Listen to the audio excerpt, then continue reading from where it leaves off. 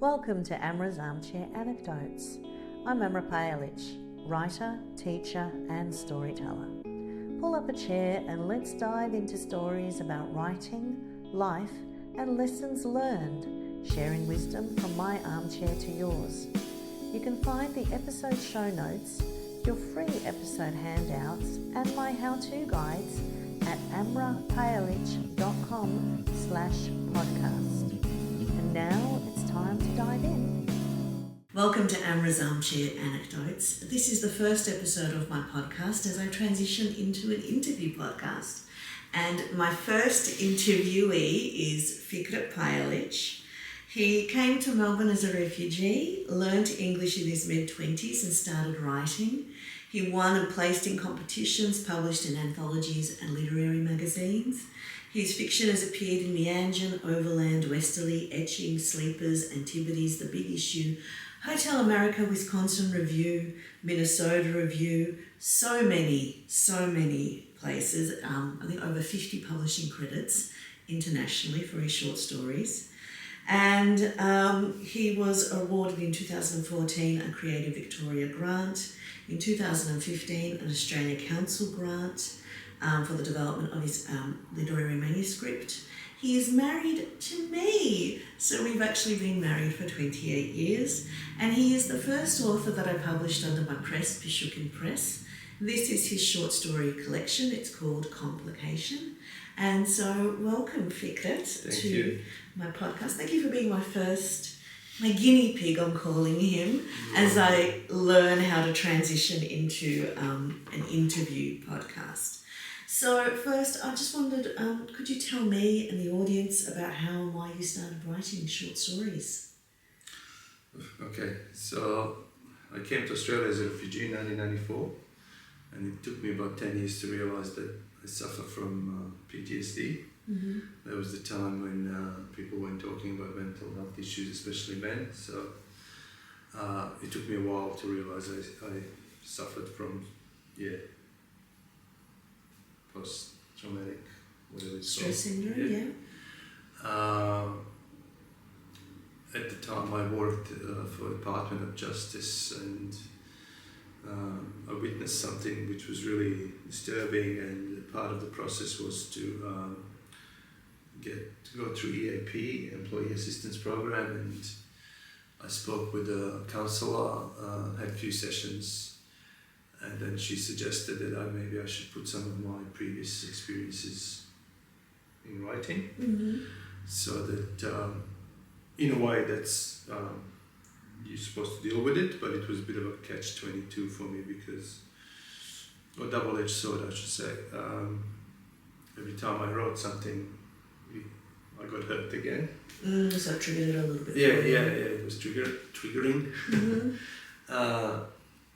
But I kept writing, and she read some of the stuff, and then she said, maybe you should turn some of this stuff into stories or something like that, and then like a memoir type of thing, but I wasn't really in the mood to do memoir. Mm-hmm. So some of the stuff that I went through, I turned into short stories, so that's kind of how it started. Mm-hmm. But it took a while for me to kind of get them really to a publishing standard. Mm-hmm. A lot of reading, writing groups, that sort of stuff. So that's how I started. So can you talk to me about getting your stories published and your approach to that? Well, I remember writing my first story. It was called Leaving. It was about 700 words, and you read it. That's right. I was kind of his mentor. And I asked for feedback, and I thought it was the best thing ever. And then you pulled it apart. We had a little bit of a tiff, as you do. When you're an emerging writer, it's very hard. And I was at that time still precious. Yeah. So it took me a couple of days to get over it and start rewriting and taking your feedback into, putting it all together. Then it turned out to be like almost 3,000 word story. Mm-hmm. The biggest takeaway from that first feedback is show, don't tell. Mm. In writing, you have to show things rather than just say, and shortly after I joined writing writing group at Caroline Springs Library, which was a really good one because there were a lot of aspiring authors or writers who gave fantastic feedback, and that helps you further polish the story. Started submitting and developed this strategy of revolving door submissions, where I always assume that when I send a story to a magazine that it's going to be knocked back, and I already had planned where that story is going to go next. So if I'm submitting to Meanjin, they're going to knock me back. So I'm going to go to Overland, they're going to knock me back. I'm going to go to a short story competition maybe. So you just kept submitting, never expecting to be published. And when you get published, it's great. And can you talk about, because with Overland and Meanjin, one of them took 12 submissions and one 14 submissions. Yeah, I don't know which one, but it took a while. And basically you kind of keep knocking on the door. And when they realize you're serious, editors with both those magazines, they kind of, they take you seriously, they give you more in-depth feedback. Yes. Or suggestion where to go with your story. It's not for us, but try there, and things like that. But yeah, when I got published in Overland, that was like a big tick of approval. Big tick. Yeah. And then subsequently, I think I got published another 2 or 3 times at least with them. But Meanjin was one that I really wanted to get in because they're like the literary journal.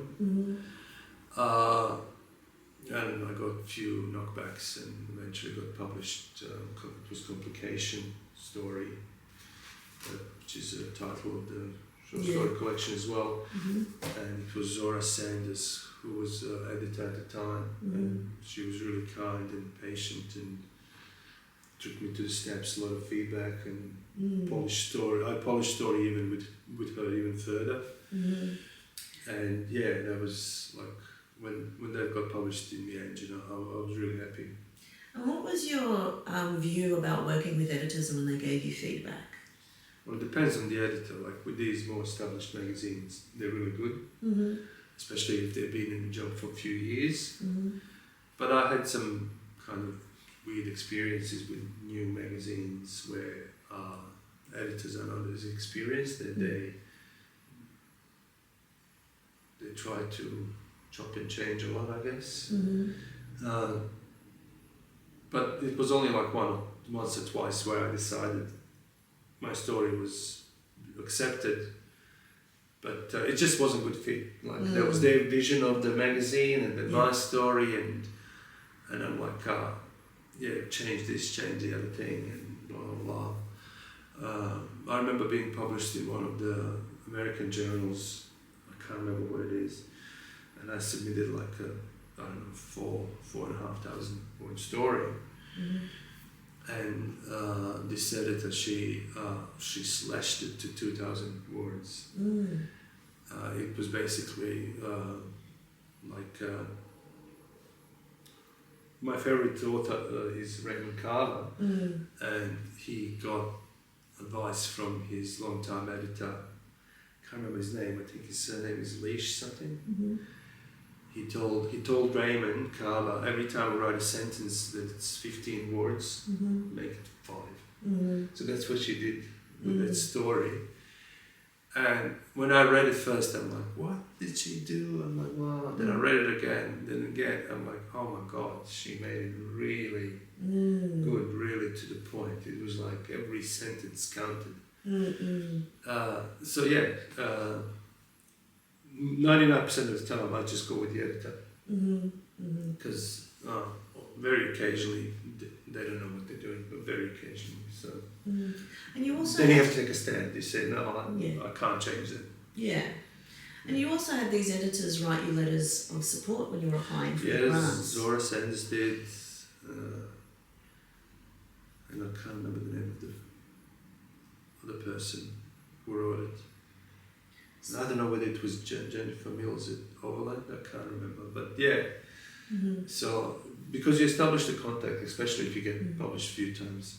Because after I got published with Meanjin, I actually wrote my first memoir piece, which was also published in Can you tell us what happened with that piece? I don't know. What do you mean? Well, wasn't there an editor who contacted you? Yeah, there was a guy from one of the publishing houses who said, I love your piece, can you write a memoir? And I said, Yes, and how did your wife, who was working on a memoir for 5 years at the time, feel? But I offered him my short story collection, but he was interested in memoir, and I didn't have like 50,000 words, and wasn't ready to. Just memoir's not my thing. But memoir piece in Meanjin, it was like what do they call it? Narrative fiction, narrative non-fiction type of thing, where you read it, when a person reads it, then sometimes they're not aware that it's non-fiction. Yeah, it reads like a fiction piece. It reads like a fiction piece, but it's actually in that particular memoir piece, which was nearly 6,000 words, I think. And for such a long piece to be published in the end, and that's like a lot of pages. Yeah. They dedicated it. So yeah, I'm very proud with that one, because the only memoir piece I think I've written. Actually, there was something in a big issue, which was 700-800 words, that was published as well. But don't ask me what it was, I can't remember. But this is the thing about short story publication and short story opportunities. It's building those networks, and also what I always come back to is when you put things out there, you don't know what's going to come back, who's going to read it, who's going to connect with it, what reaction you're going to get. Did you ever have another reaction that, like, where someone contacted you that was surprising? I can't think of it. Maybe it's been a while since things published. So you had your short story collection published by a very prestigious micro press called Pishukan Press that is run by someone. So could you talk about the process of collaboration for the cover and the publication process? So as you know, I've been trying to get short stories published for a while and keep getting knockbacks. It's a hard sell for publishers, short story collections. And they like the stories, but they say, oh, we love this story, can you expand on it? And blah, blah, blah. So, but I really wanted short story collection published, and then I was disappointed, got discouraged, didn't think about it for a few years. Then you started your publishing house, and it was a while before we came to that kind of idea. I was practicing, I was like getting all my books that were rights back to. Kind of getting experienced in the publishing, whatever it's called, area. And I think it took me a while to see your point of view, that it's time, because it's not going to get published somewhere else. And so I'll let you do it. I've got some good reviews and a few famous Melbourne authors. So we got endorsements from Lee Kaufman. From Lee Kaufman. Which I was very happy about. When she said yes, I was so happy. Yeah, we got some beautiful endorsements. Alice Spoon, I think. So that was really, really great. And also, like, you had a vision for the cover in terms of complications. Do you want to talk about that? Because we worked on that quite a bit. So that's, I'm probably going to be spoiled if I talk too much. Because that's okay. There's a short story Complication in this collection, and it kind of revolves around old-fashioned wristwatches, and they all have complications in their mechanisms. Like if they show time, that's one complication. If they show seconds, that's another complication. And there can be many, many different complications. That's those little mechanisms are referred to in watch building industry. So some of them, they can show the, moon phases or something like that. That's like really intricate complication. So, and our lives are basically full of complications. Yes. So, and I think the whole book, when it's read, it's basically you read story, then another story, and you get to the end. It's like one complication after the other. What would you say are some of the themes that you deal with? So it's mostly, Australia, Western suburbs, refugees, Bosnians who came as refugees, racism towards refugees, That's a big one. towards different cultures and religion, and people with different names like mine that are hard to pronounce and that sort of stuff. But also, there are a lot of animals in every story. There's an animal, dogs, some cats, mostly dogs, even though I never had a dog, but cats. So there's kind of theme going through all stories. And there are motif and symbolism. Yeah. That's basically. They're all kind of based on my experiences. Maybe not all, but some of them are based on the experiences of people that I know or knew, and they told me the story. Because we shared the history in terms of kind of, we went through war, came as refugees, but they have different stories. And somebody maybe told me a story, this is what happened to my brother when he was in Bosnia during the war, or this is what happened to my sister when she arrived to Australia. She was, there was one story with a single mother and 2 kids who arrived from Bosnia to Australia, not knowing what happened to her husband. And so I took that little thread and made it like a quite a long story. Developed it further without, So using the inspiration of all these things that you've heard, people you knew. They either happened to me or it happened to community I come from. That's the thing, isn't it? It's all like we collect stories, especially when we're writers. We're just constantly having conversations and collecting these stories, and they find their way. Yeah, we weave them in. They kind of stay in your head, and then you're like, I can use that. And that short story that you're talking about, Flock, it's really, Flock, yes, that's it's really quite beautiful because it's a single mother who's about to be evicted, and it's about this hardship. So all that really happened. Yeah. But then I kind of. It's also about hope in hopeless situations and people being good. And getting help from unexpected places. Yeah. So, and that's the thing, even though your stories, they have this thread of sadness and this thread of reality, there is this sense of hope and this sense of joy and connection that people find in unexpected places. I think on your website you have trigger warnings because some stories are very, very confronting, and I got that feedback the way people read some stories and they feel like they're being punched. Well, we both write dark, and so for us we're like, well, this is just life and this is what we write about. But then they're not all like that, but there are a few of them that are quite... And that's what I do now with a lot of my writing, especially the war book that I'm about to release. I have content warnings where I'm like, there's some people who want to know about it. I don't want to put it in the book.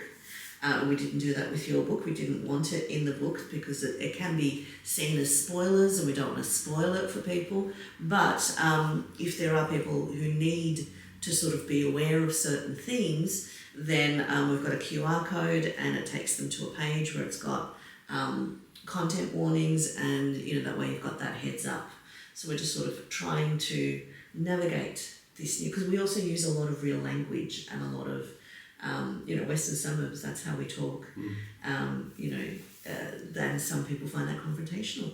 Now, you might have a further short story collection in the works. I don't know about that. You don't know about that? There are more stories because you have written like over 50 short stories. And so I've written more. Over 50 have been published. Over 50 every month. So we theoretically could have 3 like another 2 collections worth. Theoretically. Yes, so I just need to slowly work on him and get this sorted, because this is something that I want to do. This is kind of my life's work. Now, in another area of your life, you did a Master's in Arts Administration, and you are now an arts officer delivering exhibitions in visual arts in arts councils. So what advice do you have for new artists in this area? So I worked with a lot of established artists and emerging artists. Mm-hmm. And it's kind of established artists, they're quite good. They've been like Lucas Casper, we both know. Mm-hmm. They know the process, and then I guess the main advice I have, I don't know if it's even advice, but for emerging artists, like, don't be precious. Mm. If somebody approaches you, or you were shortlisted to be exhibited by a council here in Melbourne, just take it and work with the arts officer. Yes. And try to adjust as much as you can to their vision, because it's hard to have exhibition. Yeah. And don't be precious. So I've seen some of the young artists that are like, that's not my vision. I can't.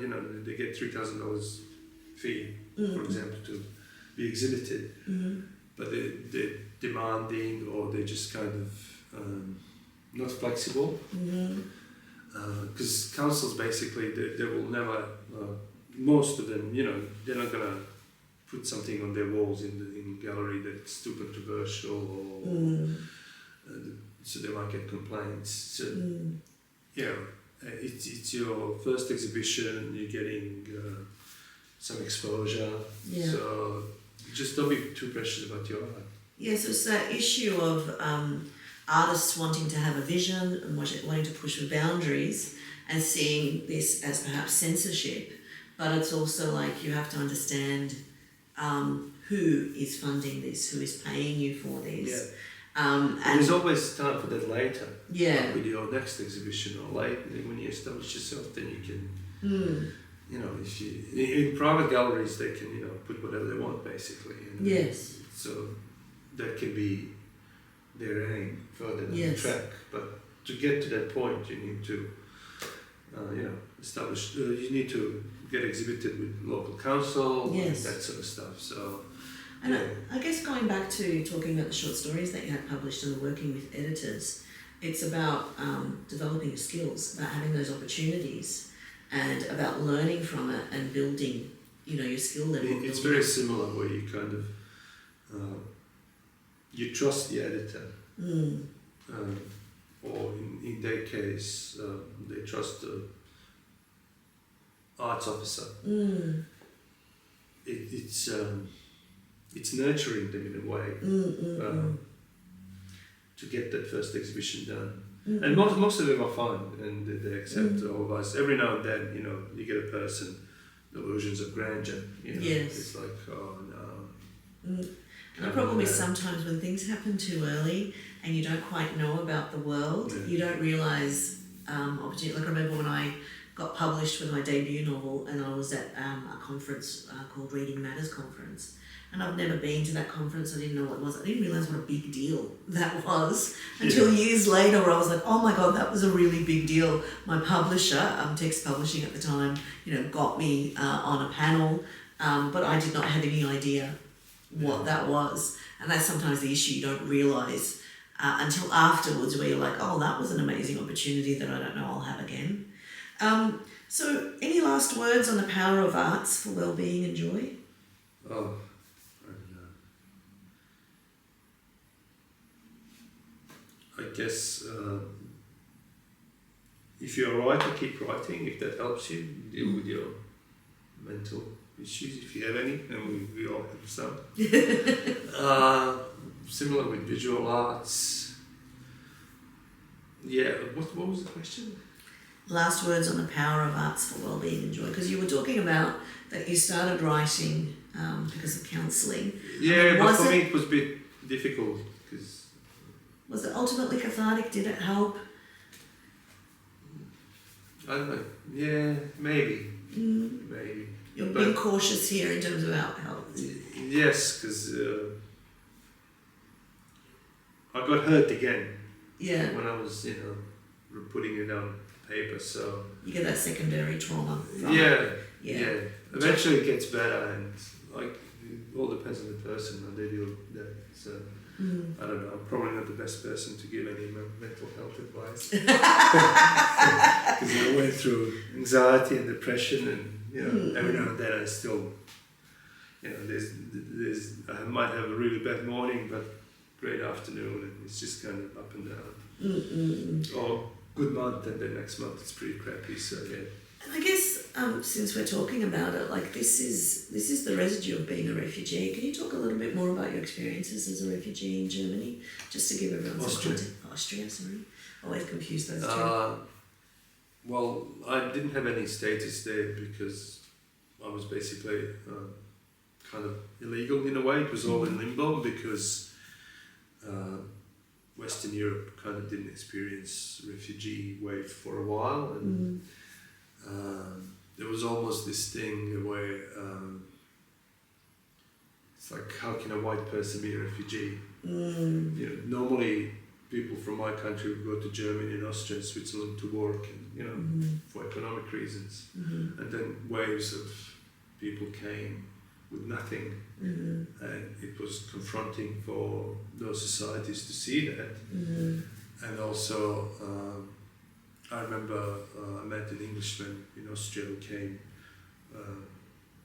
as a tourist, to do some skiing or whatever, because I was in a little town high in the Alps. And then he said something along the line, I can't comprehend that this is happening to white people. That's what he actually said. So I thought we were, that Western society in Europe, that's never going to happen again. Especially after the Second World War, what happened to Jewish people, 6 million Jews were in Holocaust and all that, and like, oh, it's happening again to another group of white people. Can you contextualise the war? So we're talking about Yugoslavia, the breakup of Yugoslavia, and the fact that, Bosnians were then independent, and, there was a conflict as a result of that. So just so we have that context. So, and you had some really terrible things happen when you were in Austria in terms of that limbo and the effects of that. All right, well, thank you so much for being my it's first. Hard for me to think about it's hard, but I really appreciate you. But those questions weren't on the list. They weren't on the list. I sort of took the thread. I wasn't really prepared. No, so I really appreciate you talking about that and sharing that. So thank you so much. Maybe in my next interview. Maybe for your next short story collection, wink wink. So thank you so much for being my guinea pig, being the first person I've interviewed, for helping me set up the studio. He has helped me so much in terms of all my beautiful armchairs and all my equipment.